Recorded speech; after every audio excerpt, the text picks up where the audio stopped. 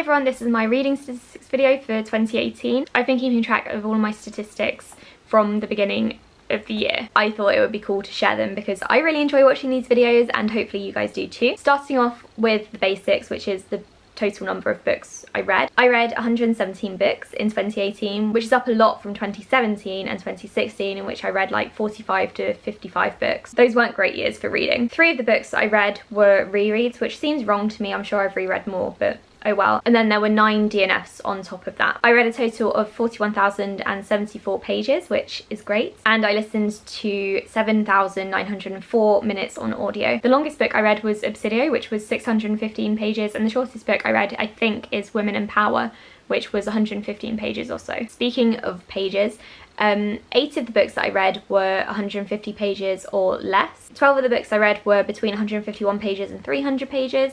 92 of the books that I read, which is 79% of my overall reading, were between 301 and 500 pages, and then only 4 of the books I read were between 501 and 800 pages long. I think from this, I have realised that I want to read more longer books, and I think the reason I haven't this year, or hadn't in 2018 rather, was because I've been avoiding the adult fantasy series on my shelf. I've got a lot of them back here which are over 500 pages long, and I've been avoiding them because I've been focusing more on having a high number of books read each month rather than a high page count. So that's one of the reasons. The other reason is that I've been avoiding series. I'm in the middle of so many series and new series keep coming out and I keep reading them, these new releases, and I don't get to the old ones, which means when I do have the first books in the series on my shelf, like The Fifth Season, Passenger, A Dance of Cloaks, 12 Kings, The Black Prism, I just want to avoid them because I don't want to keep getting into series only have read the first couple of books, which means I'm avoiding the long fantasy series on my shelf. Speaking of series, I read 45 books that were in a series, and they were in 39 different series in total, and the number of standalone books I read was 81, which means it's nearly double. So I had been reading a lot more standalones in 2018 than I had before. Breaking things up into age range, I read 68 YA books and 57 adult books, which I'm really pleased with because that's nearly a 50-50 split,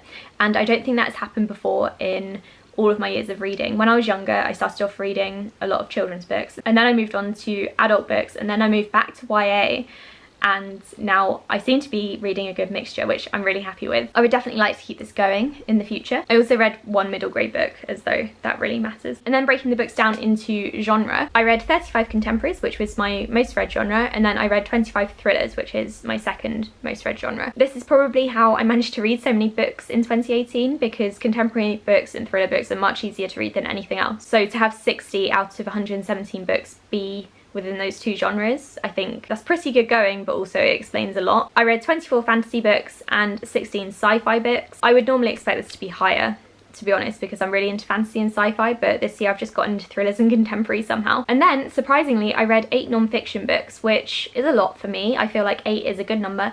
I would like to maybe get it up to 12 in 2019, but we'll see. I read 5 horror books and 5 dystopian books, 3 historical books, 2 paranormal books, and 1 post-apocalyptic book. Other than the contemporary and thriller thing, nothing about these stats really stands out to me. I would perhaps like to get more into horror books in 2019, especially around Halloween, but that's some ways off yet, so I'm not going to worry about that just now. I read 89 female authors and 22 male authors in 2018, which is to be expected since I read a lot of YA. Most of the YA I read is written by females. In terms of ratings, my average rating is 3.2, which I guess is okay. It's average, like it says, and in this case I'm okay with average. Breaking it down even further, I gave 4 books 1 star, 21 books 2 stars, 32 books 3 stars, 52 books 4 stars, and 9 books 5 stars. So I gave very few books 5 stars because I'm a very picky reader now. I've read so much over the last 8 years of blogging and booktubing that I'm just a lot more critical, I think, about books that I read. Let's say I have been reading 100 books a year for the past